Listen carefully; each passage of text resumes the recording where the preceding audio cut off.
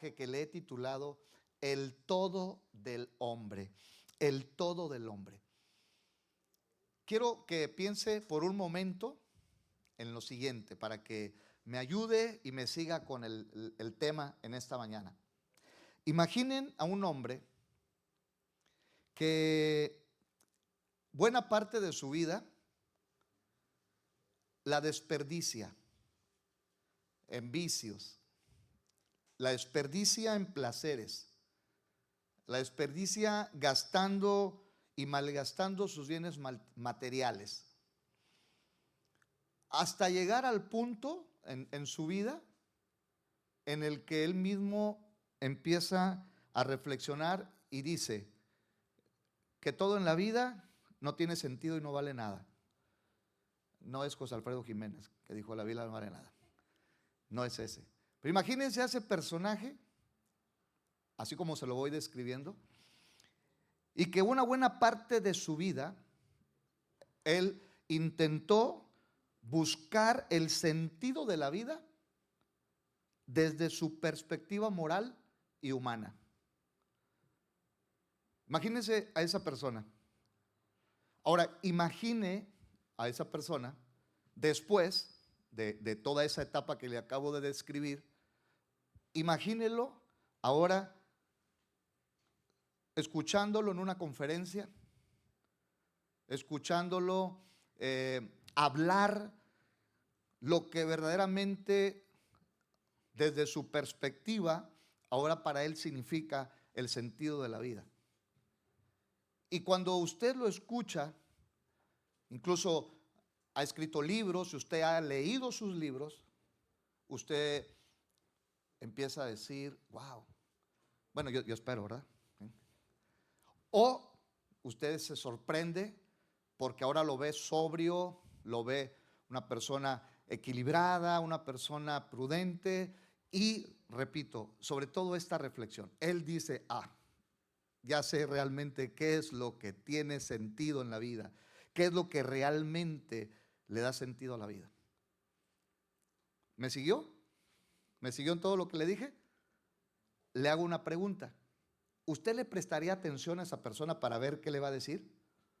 Le hago una pregunta. ¿Le prestaría atención? Yo creo que sí, ¿no? La lógica dice que sí. Vamos a ver qué fue lo que pasó. Bueno, un dato más, un dato más. Ya con esto casi todos van a descubrir quién es, ¿sí? En su vida de desorden tuvo cerca de 700 esposas y más de 300 concubinas. Imagínense. ¿Qué pensaríamos al mirarlo después, decirnos qué es lo que él descubrió que realmente tiene sentido en la vida? Y ese personaje es Salomón. ¿Te pensaba que era yo? No, no. Gracias a Dios que no soy, sí. Imagínenlo. Muchos dicen, voy a hablarle de algunos pasajes de Eclesiastés. Muchos dicen que él escribió Eclesiastés, otros dicen que solo escribió algunas partes, otros dicen que alguien se dio a la tarea de escribir su predicación. De hecho, Eclesiastés, uno de sus significados es el predicador, ¿sí? Entonces, imagínense a ese predicador diciéndonos qué es lo que realmente tiene sentido en la vida.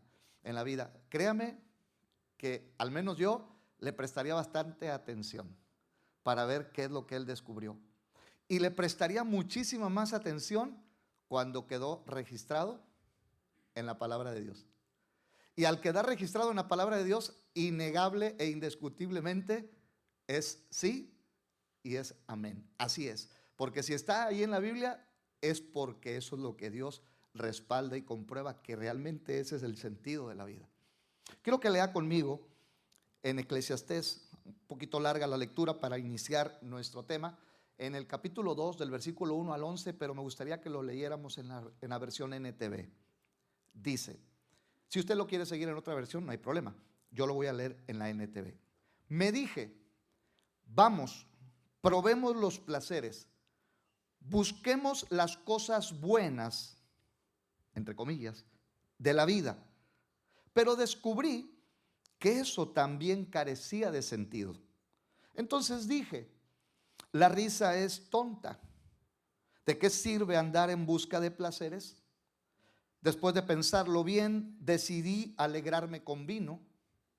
Y mientras seguía buscando sabiduría, me aferré a la insensatez. Así traté de experimentar la única felicidad que la mayoría de la gente encuentra en su corto paso por este mundo. También traté de encontrar sentido a la vida, edificándome enormes mansiones, plantando hermosos viñedos, hice jardines y parques y los llené con toda clase de árboles frutales. Construí represas para juntar agua con la cual regar todos mis huertos florecientes. Compré esclavos y esclavas y otros nacieron en mi propiedad. También tuve enormes manadas y rebaños, más que cualquiera de los reyes que vivieron en Jerusalén antes que yo. Junté grandes cantidades de plata y de oro, el tesoro de muchos reyes y provincias. Contraté cantores estupendos, tanto hombres como mujeres, y tuve muchas concubinas hermosas. Tuve todo lo que un hombre puede desear. De modo que me hice más poderoso que todos los que vivieron en Jerusalén antes que yo. Y mi sabiduría nunca me falló.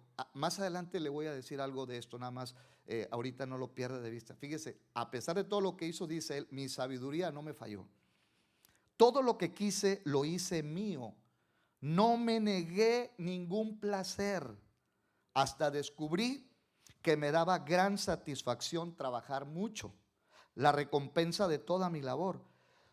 Pero al observar todo lo que había logrado con tanto esfuerzo, vi que nada tenía sentido.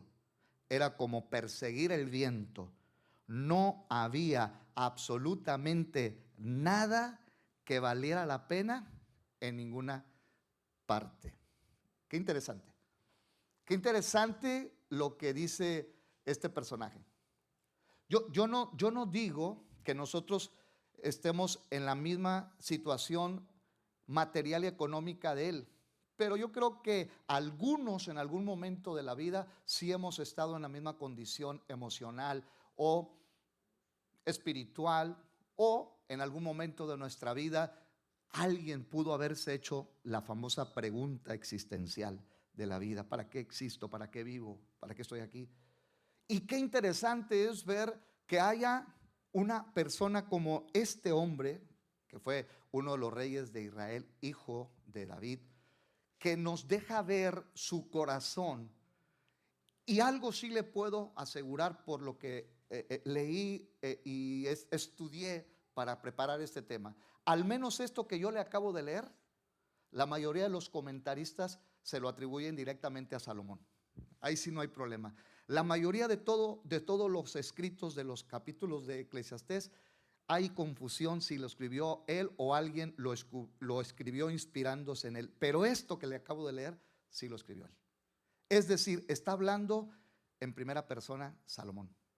Ahora, ¿cuál es la conclusión? Voy a irme al final de la predicación. De hecho, con decirle la final de la predicación, ya lo demás, ya para qué se lo digo, ya podemos irnos, ya terminó, oramos y nos despedimos.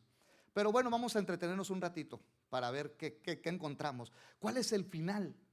Eclesiastés en el capítulo 12, verso 13 y verso 14. Esto es lo que concluye el predicador, lo que concluye este personaje que nos habla acerca de los placeres a los cuales él disfrutó, de los que él pudo experimentar, todo el poder económico que tenía, toda la riqueza material, toda la riqueza económica, todo lo que él quiso. Dice: a todo lo que quise darle placer le di, todo lo que yo pensé según los hombres para encontrar felicidad en la vida, todo lo hice, todo lo hice. Pero su conclusión es esta. Dice Eclesiastés 12:13: el fin de todo el discurso oído es este: teme a Dios y guarda sus mandamientos,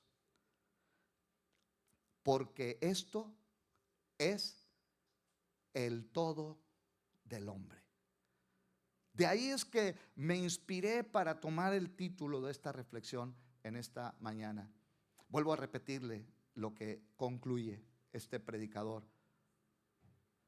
El fin de todo el discurso es: teme a Dios y guarda sus mandamientos, porque esto es el todo del hombre. ¿Y qué es todo, hermano?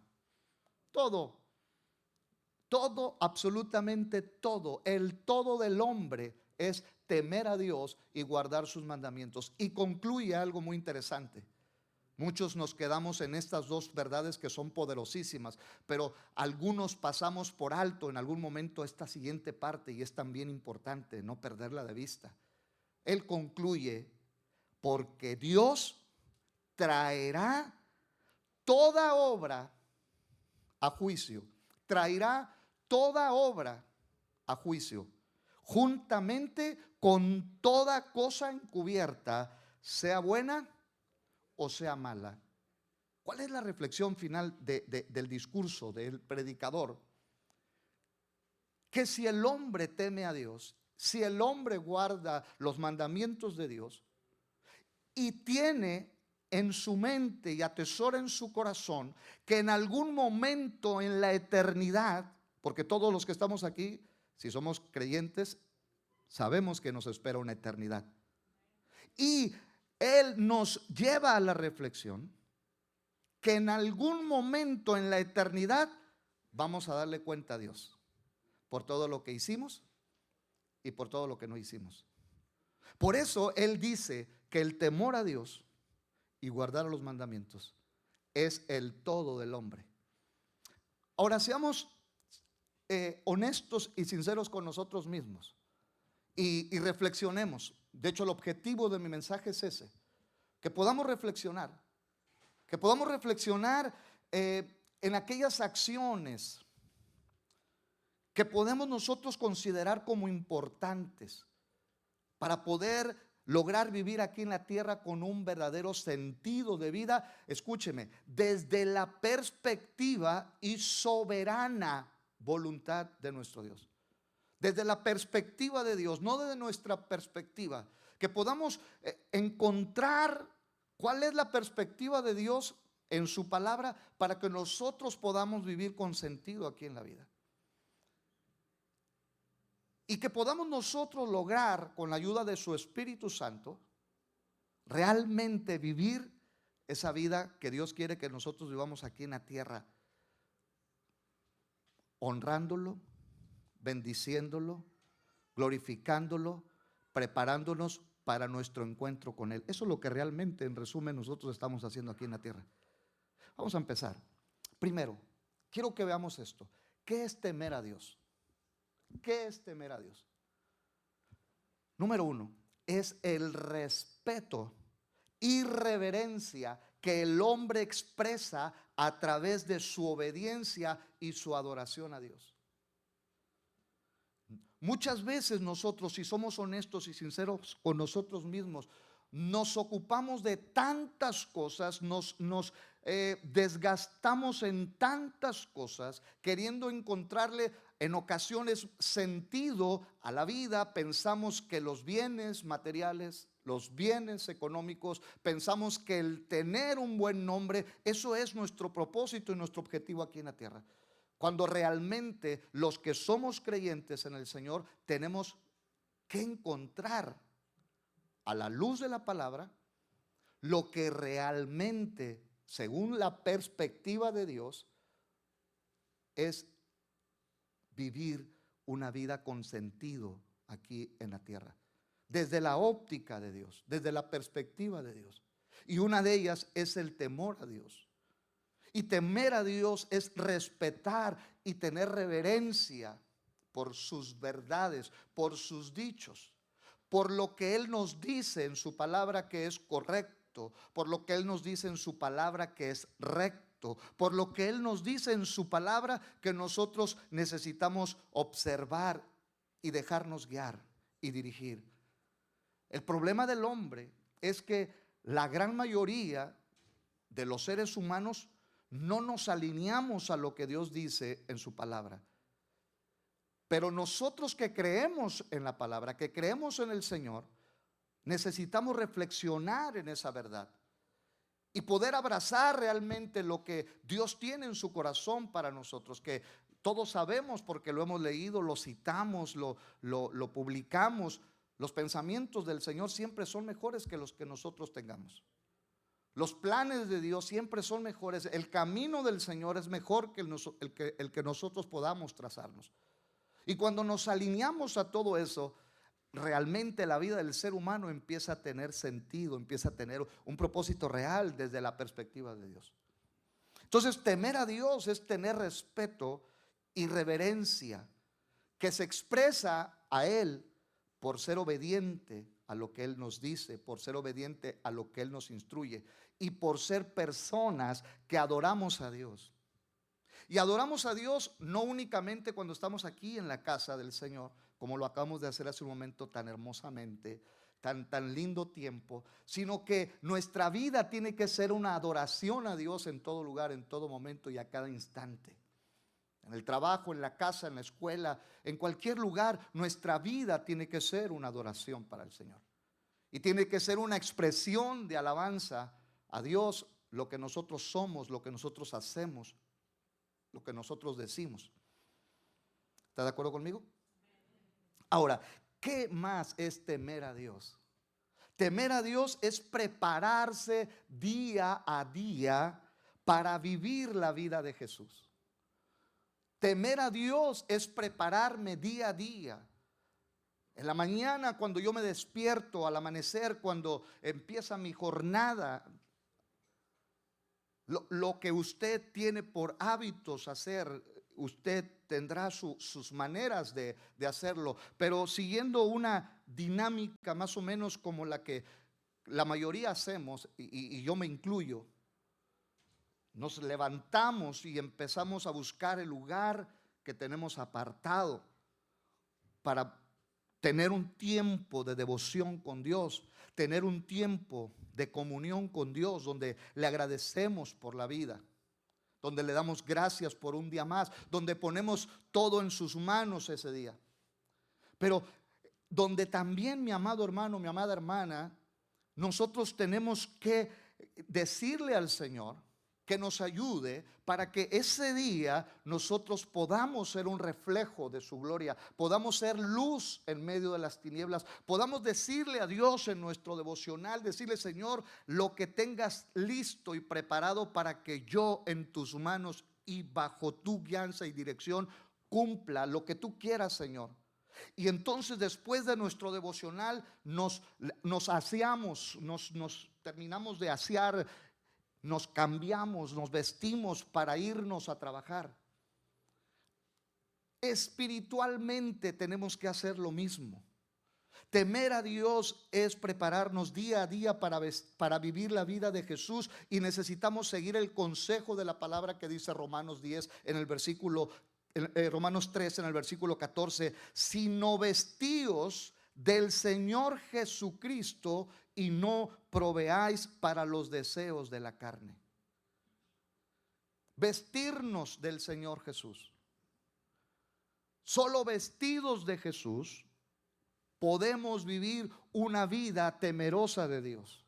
Solo vistiéndonos con la vestimenta del Señor podemos nosotros vivir y conducirnos en la vida con ese temor de Dios. Hermanos, no hacerlo es como tener en nuestro guardarropa la mejor vestimenta, la de mejor calidad, la más valiosa, la más hermosa que alguien nos regaló, la que tiene un precio inalcanzable para mí, y es un guardarropa que me regalaron, es un traje, es una camisa, es un pantalón muy hermoso, nuevo, precioso, que está ahí en el guardarropa, pero yo sigo usando mi ropa andrajosa, sigo usando mi ropa sucia, mi ropa remendada, no sé si me explico la palabra, cosida, mi ropa parchada, y tengo la mejor ropa ahí guardada y no la utilizo. Así es como cuando nosotros vivimos el día a día sin vestirnos de Jesús. Seguimos vestidos del viejo hombre y no permitimos que el nuevo hombre nos vista para que podamos vivir el día a día en el temor de Dios. Y temor de Dios no es miedo a Dios, es reverencia, como le decía hace un momento. Dice la palabra en Efesios capítulo 4, verso 24: y vestíos del nuevo hombre, creado según Dios en la justicia y santidad de la verdad. Cuando nosotros somos temerosos de Dios y el pecado nos asedia, la maldad nos persigue, las obras de las tinieblas tratan de seducirnos, no van a tener la fuerza ni la autoridad para que nosotros nos dejemos vencer, porque estamos vestidos de Jesús y ante todo queremos tener reverencia y respeto hacia la verdad del Señor Jesús que hemos conocido en nuestro corazón.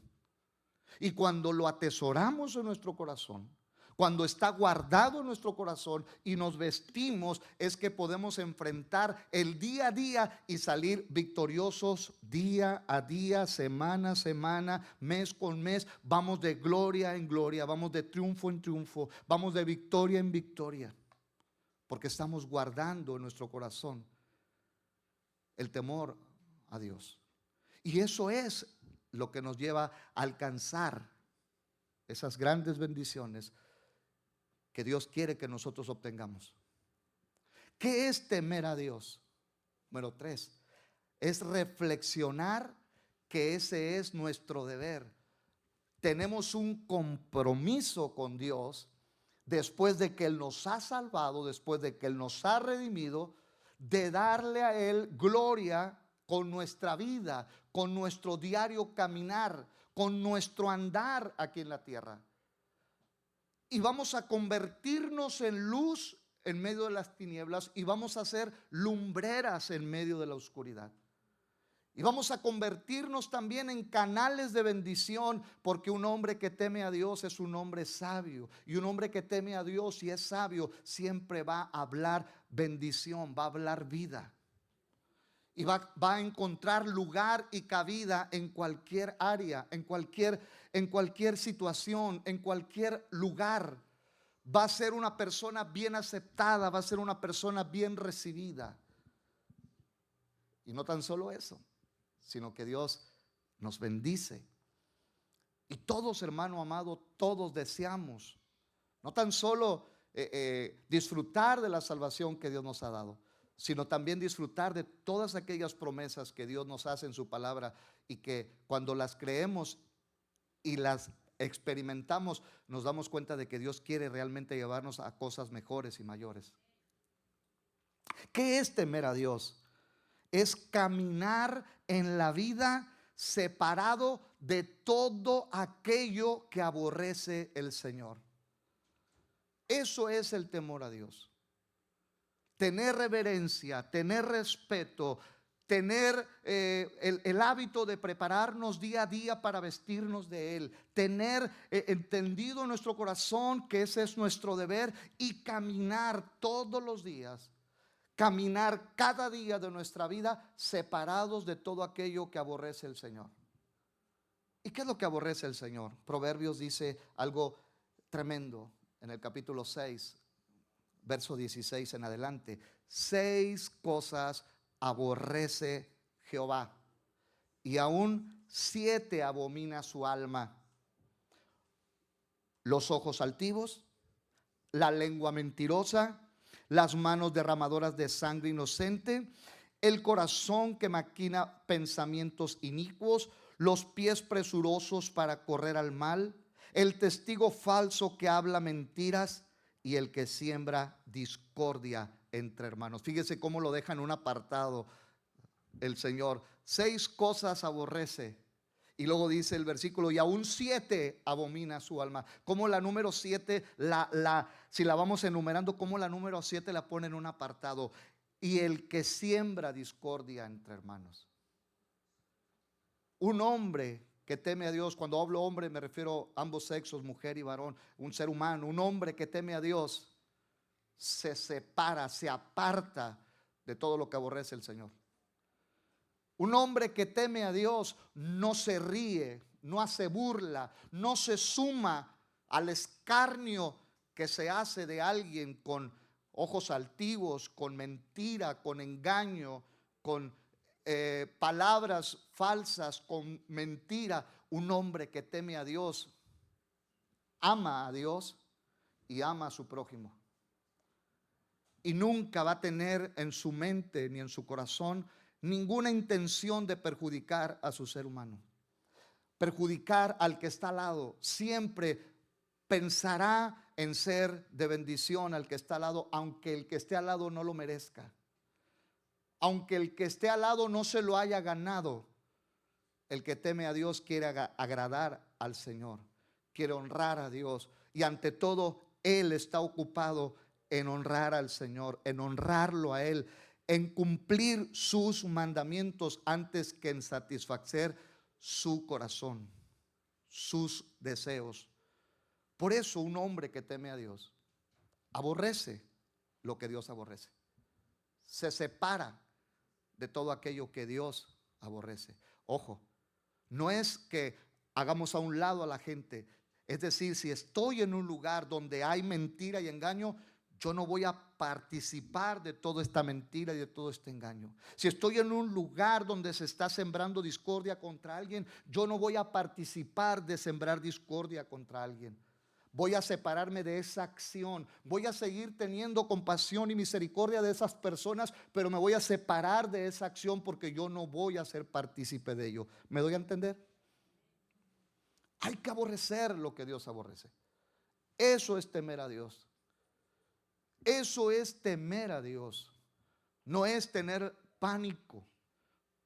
No es estar con miedo porque Dios vaya a castigarnos, vaya a hacer algo contra nosotros porque no lo obedecimos. No, nuestro Dios es un Dios de misericordia, pero sí nos enseña lo que debemos de aborrecer, lo que debemos separar de nuestra vida.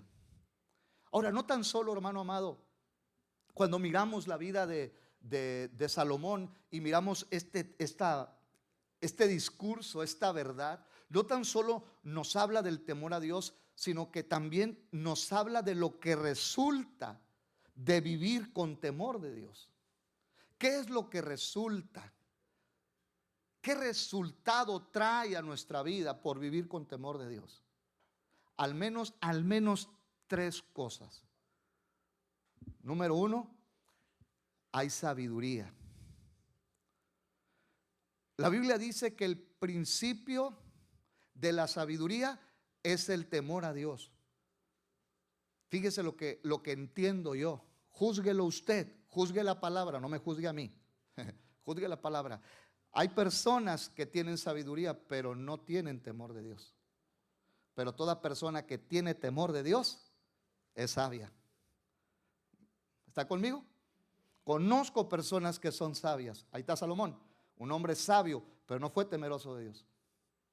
Hasta que entendió que estaba equivocado, hasta que comprendió que había errado, hasta que entendió para qué Dios le había dado sabiduría, hasta que entendió por qué Dios le dio riqueza. Recordarán ustedes qué fue lo que Salomón le pidió a Dios cuando iba a empezar a gobernar a su pueblo. Le pidió sabiduría y Dios le dio sabiduría y le dio riqueza. ¿Para qué le dio sabiduría y para qué le dio riqueza? Para que gobernara a su pueblo. Regreso aquí a este punto. ¿Qué resulta del temor a Dios? Trae como resultado que te conviertes en un hombre sabio, te conviertes en una mujer sabia.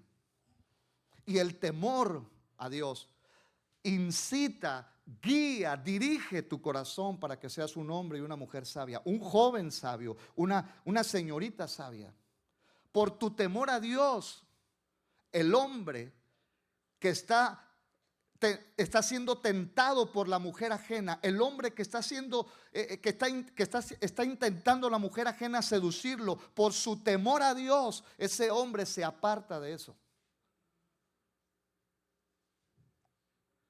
La jovencita que está tratando a alguien de seducirle para llevarla a hacer algo inmoralmente correcto, por tu temor a Dios te vas a mantener en pie y vas a decir: no lo voy a hacer. ¿Me sigue? ¿Sí se da cuenta por qué es importante el temor a Dios? No es la iglesia o el pastor o los hermanos que te van a señalar o van a hablar que la regaste. No, no, olvídate de eso. Es lo que menos te debe de importar. Preocúpate no fallarle a Dios. Preocúpate de honrar a Dios. Preocúpate de tener respeto y reverencia a Dios. Y si lo logras, vas a tener buen nombre en la iglesia. Vas a tener buen nombre de tus hermanos. Vas a tener buen nombre de la gente. Y van a decir: este joven es un temeroso de Dios. Esta señorita es una niña temerosa de Dios. Este hermano es un hombre temeroso de Dios. Me sigue. Qué importante es, mi querido, mi querida. El temor a Dios trae como resultado entonces sabiduría. Y trae como resultado número 2, propósito. Propósito. Cuando empezamos nosotros a alinearnos al temor a Dios, Dios nos descubre su propósito. Salomón descuidó su propósito. Se olvidó de su propósito. Y si ustedes han leído la historia ahí en Reyes, ustedes recordarán que dice la Biblia así textualmente: y todas sus concubinas y todas estas mujeres fueron las causantes de su mal, porque lo incitaron a adorar a dioses ajenos. ¿Sí? Pero cuando tenemos temor de Dios, estamos en el propósito de Dios. Dios te da sabiduría, Dios te da todo lo que te entrega en tus manos con un propósito.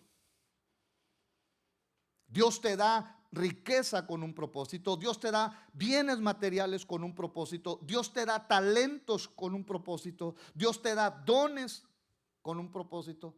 Es decir, todo lo que recibimos, recuérdese que toda buena dádiva desciende de lo alto del Señor de las luces.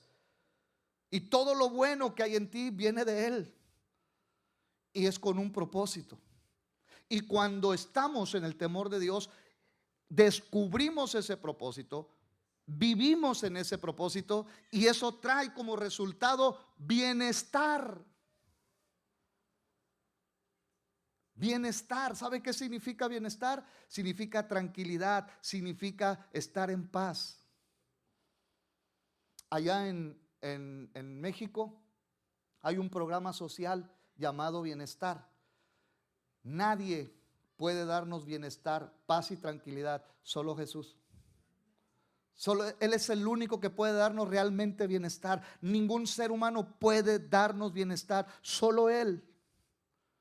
Y cuando nosotros estamos alineados a Él, a sus principios, a sus mandamientos, vivimos en el temor de Dios, realmente vivimos con bienestar. Vivimos con paz. Vivimos una vida tranquila. Llegamos a donde lleguemos, te pares donde te pares, traes algo de parte de Dios, traes la paz de Dios, traes la presencia de Dios, traes al Rey en tu corazón, traes al Señor en tu corazón. Y como tú eres una persona que es temerosa de Dios, eso es lo que transpiras en ese lugar.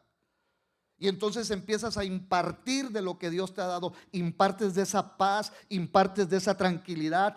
Y la gente te dice: es que cuando tú estás aquí conmigo me siento tranquila. No es por ti, no es por ti, es por el que está en ti. Y por lo que está haciendo Él en ti y a través de ti. Y entonces esas personas se sienten a gusto contigo, porque eso es lo que tú transminas, eso es lo que tú impartes, tranquilidad. Un hombre temeroso de Dios es un canal de bendición. No tan solo es bendecido, sino que es un canal de bendición para todo lugar a donde él vaya.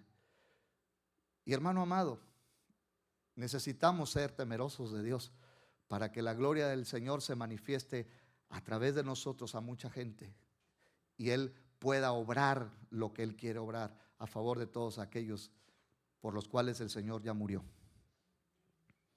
¿Qué resulta entonces? Sabiduría, propósito y bienestar.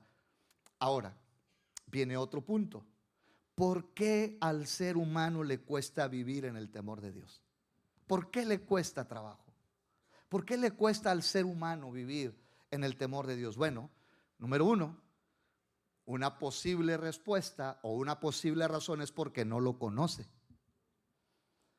el hombre que no conoce al Señor, pues obviamente tú no puedes pensar que él sea temeroso de Dios ni de sus mandamientos. ¿Estás aquí conmigo? Pero los que lo conocemos debemos reflexionar en esa verdad. Debemos comprender cuál es su voluntad y debemos reflexionar para vivir en ella. Entonces, el ser humano no lo hace, le cuesta vivir en el temor de Dios porque no lo conoce. Pero nosotros tenemos una recomendación, tenemos una instrucción de Jesús. Jesús nos dice en Juan 5:39 que escudriñemos las Escrituras porque a vosotros os parece que en ellas tenéis la vida eterna y ellas son las que dan testimonio de mí. Entonces, ¿por qué el ser humano le cuesta vivir en el temor de Dios? Bueno, número uno, porque no le conoce. Número dos, porque no se ha dado a la tarea de escudriñar las Escrituras. Pero cuando escudriñamos las Escrituras mismas nos dan testimonio de Jesús. Y entonces podemos saber cómo es Jesús, podemos saber quién es Jesús, podemos saber qué es lo que Jesús espera de nosotros y entonces podemos vestirnos de Jesús. Podemos vestirnos de su bondad, podemos vestirnos de su misericordia, podemos vestirnos de su compasión, podemos vestirnos de Él. Y eso es lo que empieza a provocar en nosotros una vida nueva. Y lo que hace esa vida nueva en nosotros es que nos accesa a todas aquellas bendiciones que el Señor tiene para nosotros. Nosotros no estamos diciéndole a la gente, ven a Jesús y vas a prosperar, porque nosotros no hablamos de prosperidad, pero Jesús, cuando tú te alineas a sus mandamientos, te alineas a su voluntad, Él te prospera y te prospera de una manera tremenda, porque Él sabe cómo, cuándo y a qué horas prosperarte como Él quiere. Y Él sabrá de qué manera lo hará, de qué forma, cuánto y cuándo lo hará. Y muchas veces no lo hace en volumen o no lo hace en el tiempo porque no estamos listos, porque nuestro temor a Él todavía no ha madurado y nos puede hacer daño, darnos mucho y en un tiempo que no es el indicado. Le decía a la congregación allá en Veracruz hace algunos días de un caso de una persona que tuvo un premio en la lotería y se ganó 10 millones de pesos. No sé cuánto sería en dólares. 10 millones de pesos, ¿cuánto sería en dólares? Erwin, alguien que me ayude. ¿Cuánto? 100 mil dólares. Se ganó 100 mil dólares. No, 500 mil. Es 500 mil, ¿no? Porque está en 20, 500 mil. 500 mil dólares se ganó en un premio. El equivalente a dólares, 10 millones de pesos.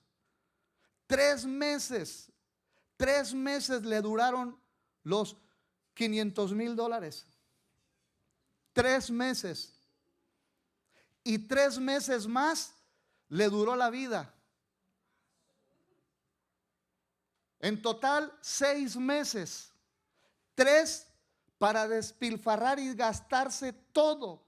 Y 3 para morir. ¿Por qué, pastor? Porque cuando se quedó sin nada, se deprimió, se desoló, se afligió, se angustió, se culpó, todo lo que usted puede imaginar, y se dejó morir porque dijo, qué tonto fui. Porque a veces pensamos que el sentido de la vida tiene que ver con bienes materiales, económicos, con un estatus. No, mi querida iglesia, no, mi amado hermano, el sentido de la vida tiene que ver con hacer la voluntad del Señor, vivir en el temor de Dios y guardar lo que Él nos dice en su palabra que tenemos que guardar en su corazón. Eso es lo que realmente le da sentido a la vida. Y entonces la prosperidad, el bienestar, la riqueza y lo que tú quieras vendrá por añadidura, de acuerdo a la sabiduría de Él, que Él es el más sabio que pueda haber de los sabios. Es más, el único sabio, no el más sabio, el único sabio por excelencia. Por eso el orden para que las cosas empiecen a tener un sentido real en nuestra vida es conocer a Jesús como nuestro Señor y Salvador. Y una vez que lo conocemos es vivir lo que Él nos dice en su palabra. Y por eso al ser humano le cuesta vivir en el temor de Dios, porque sus prioridades no están claras y definidas. Como sus prioridades no están claras y definidas, como el ejemplo que te puse un minuto atrás, le viene la riqueza a alguien y como sus prioridades no están claras ni definidas, no tiene propósito, no es un hombre sabio, no es un hombre que esté alineado al dueño de la riqueza, corre el riesgo de que le pase lo que le pasó. Eso fue el peor de los casos, que muriera. Pero hay otros que terminan perdidos, extraviados en la vida. Muchos de los que tú ves, bueno, allá en México, muchos de los que tú ves ahí debajo de los puentes de vagabundos, andrajosos, fueron personas que fueron exitosos en su profesión, que tuvieron negocios y que eran muy exitosos en sus negocios, pero no tenían un sentido real de la vida y terminaron perdiendo todo.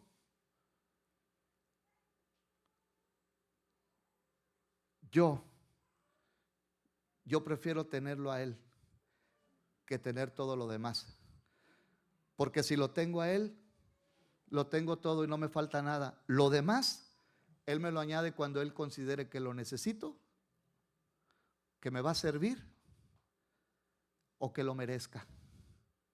Pero Él es el único. No persigas eso. Persigue al Señor. Persigue agradarlo. Persigue honrarlo.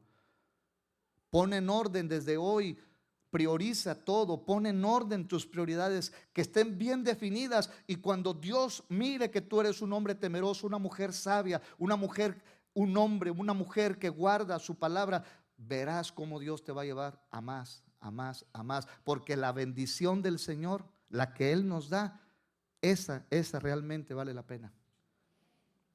Es la que enriquece el alma, no es la que destruye. Ahora, ¿por qué al ser humano le cuesta vivir en el temor de Dios? Te decía, porque no lo conoce, porque no ha escudriñado la Escritura, porque sus prioridades no están claras. Ahora termino con esta última parte. El que guarda sus mandamientos. El fin del discurso de aquel predicador, de aquel hombre que reflexionó acerca de todo su desorden, el fin de su discurso fue: teme a Dios y guarda tus mandamientos. Ya vimos que es temer a Dios. ¿Qué es guardar sus mandamientos? El que guarda sus mandamientos, número uno, resiste a la tentación del pecado. Dice la palabra en el Salmo: en mi corazón he guardado tus dichos para no pecar contra ti. Cuando algo trata de alcanzarte, cuando el pecado te persigue y trata de alcanzarte, nunca va a lograr su objetivo, porque en tu corazón has guardado los mandamientos de Dios, has guardado los dichos de Dios en tu corazón y en tu mente, y vas a tener la fuerza y el poder de parte de Dios para resistirle. Quien diga que no es tentado, miente. Quien diga que no sabe cómo vencer, hoy te digo: guarda los dichos y los mandamientos de Dios en tu corazón y vas a lograr vencer. Eso fue lo que este hombre nos dijo. No guardó en su corazón los dichos de Dios. No guardó en su corazón lo que Dios le advirtió. Y por eso cometió todos los errores que cometió. Pero hoy nos deja registrada la palabra de Dios. ¿Qué es lo que necesitamos hacer? El que guarda sus mandamientos, número dos, es bienaventurado. Bienaventurado es bendecido. Algunos definen bienaventurado por 3 veces bendecido. Otros definen bienaventurado por alguien grandemente bendecido. Cualquier definición habla de bendición, la que quieras escoger. Pero un hombre, una mujer bienaventurado es bendecido por Dios. Dice la palabra en el Salmo igual, 119, 1, 2, bienaventurados los perfectos de camino, los que andan en la ley de Jehová. Bienaventurados los que guardan sus testimonios y con todo el corazón le buscan. Con todo el corazón le buscan. Yo puedo apantallarlo aquí, yo puedo causarle una impresión acá de un hombre espiritual, pero tal vez mi vida esté pobre o raquítica en la búsqueda de Dios en mi corazón, allá en mi intimidad. Pero una cosa sí te digo, cuando alguien busca allá en la intimidad, busca el corazón de Dios en la intimidad, cuando alguien está allá en la intimidad, entregando su corazón a Dios, derramando su corazón a Dios, algo en lo público sucede a favor de esa persona. Algo Dios hace con esa persona. Y no necesitamos andarle diciendo a todo mundo: yo soy un hombre que ora, yo soy una mujer que ora. No necesitas publicarlo, solo necesitas ir a la intimidad, allá en lo privado, allá en lo secreto, derramar tu corazón a Dios. Y acá en lo público el Señor va a mostrar que tú eres un bendecido de Él, una bendecida de ella, de Él, perdón. Una bendecida de Dios, un bendecido de Dios. Y no lo digo yo, es un deseo de mi corazón para ti, sí, pero no es porque yo te lo diga, es Dios diciendo que son bienaventurados aquellos que con todo su corazón le buscan. Hagámoslo y Dios va a hacer cosas maravillosas y tremendas con nosotros. El que guarda sus mandamientos, número 3, le va bien en la vida. El que guarda sus mandamientos le va bien en la vida. ¿Me puede ayudar alguien aquí con el teclado, Emanuel, o el encargado, porfa? No sé quién sea, ¿me ayudan? El que guarda sus mandamientos le va bien en la vida. Todos queremos que nos vaya bien en la vida. Nadie sale de su casa en la mañana a su jornada del día pensando que le vaya mal. Todos salimos con el deseo de nuestro corazón que nos vaya bien, ¿no es así? Todos abrimos un negocio porque queremos que nos vaya bien. Todos empezamos a estudiar una carrera porque queremos que nos vaya bien. El que decide casarse se casa no pensando en que no le va a ir bien, se casa porque quiere que le vaya bien.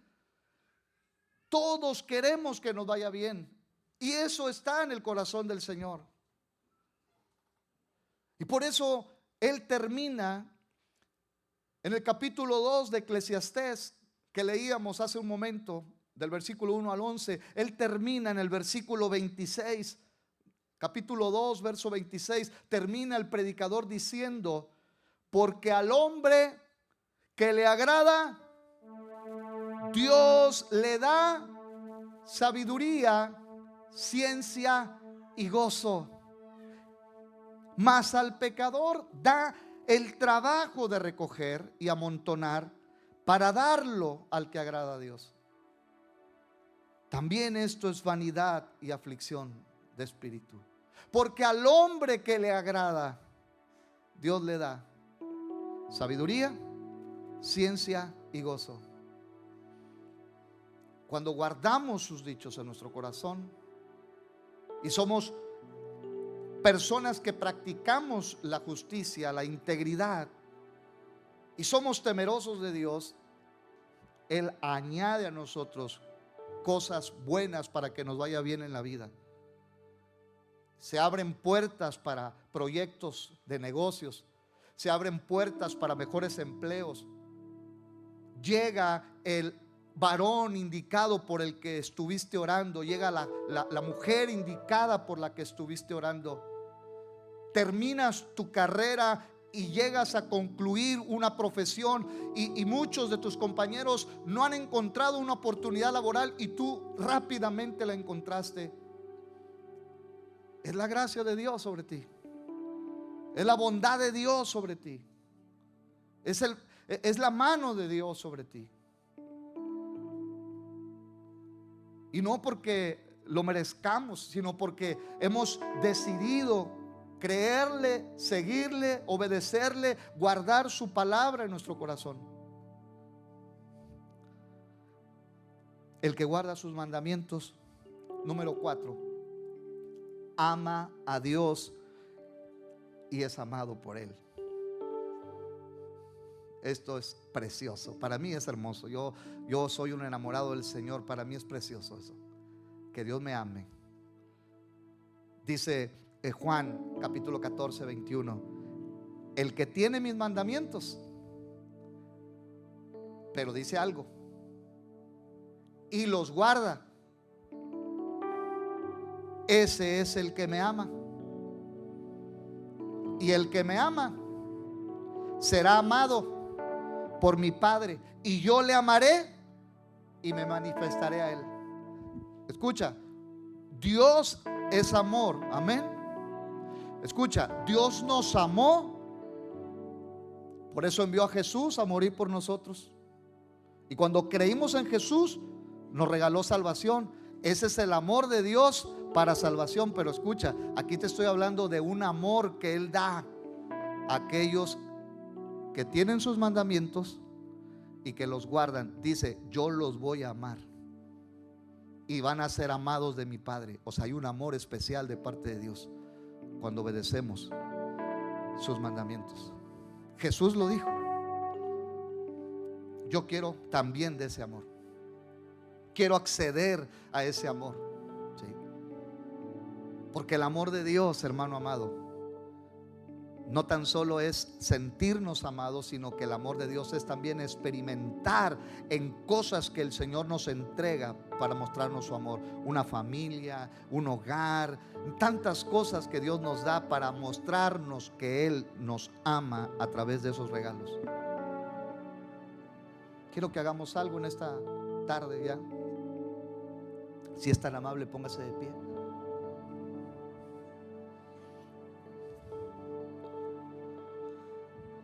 Hemos vivido nuestra vida. Tal vez nos haya ido bien, tal vez no. A lo mejor no la has decidido vivir como Jesús, vestirte de Jesús. Tal vez tú digas, yo la he vivido y me he esforzado como usted lo ha descrito. Gloria a Dios, felicidades. Pero si alguien se identifica con esta reflexión que voy a decir a continuación, quiero que oremos. Imagina esto. Voy a ponerte una ilustración. Estás jugando un partido de fútbol, un partido de básquetbol, un partido del deporte que tú conozcas. Estás jugando un partido. Si es fútbol, es tu oportunidad de meter gol.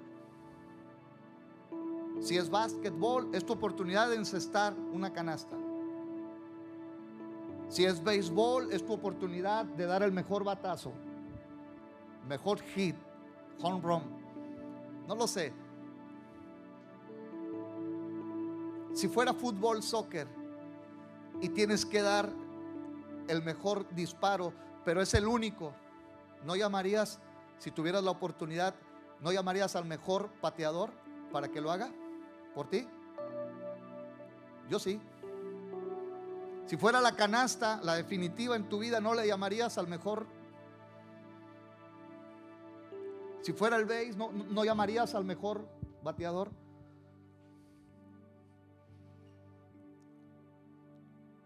Si ya llevas 30, 20 años, 40, 50, 35, 25, los que lleves 15, y es tu oportunidad, ¿por qué no llamas al mejor? Para que te ayude, y el mejor es Jesús. ¿Por qué no lo llamas y le dices, Señor, ayúdame? Ayúdame para vivir tu vida, para ser el mejor esposo, la mejor esposa, el mejor hijo, para vivir en el temor tuyo. Esta es mi última oportunidad, Señor. Quiero vivir una vida con sentido que realmente valga la pena, Señor. ¿Por qué no lo invitas a Él? ¿Sí me seguiste? Ya no más tú. Dale la oportunidad al que sabe cómo. al que sí sabe cómo, al que puede llevarte a cosas mejores que lo que tú has intentado.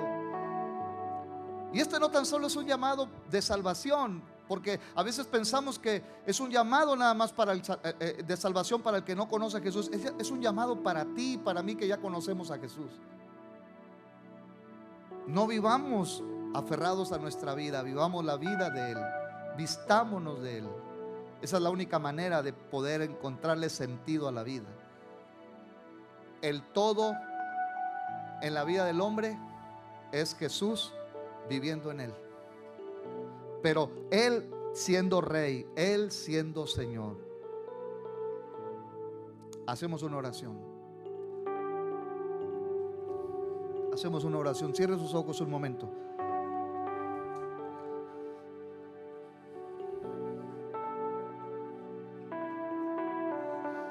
Padre, gracias, Señor.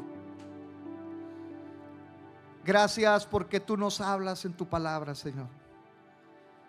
Nos has ministrado en esta mañana, Señor, y nos has recordado que tú eres el todo en la vida del hombre.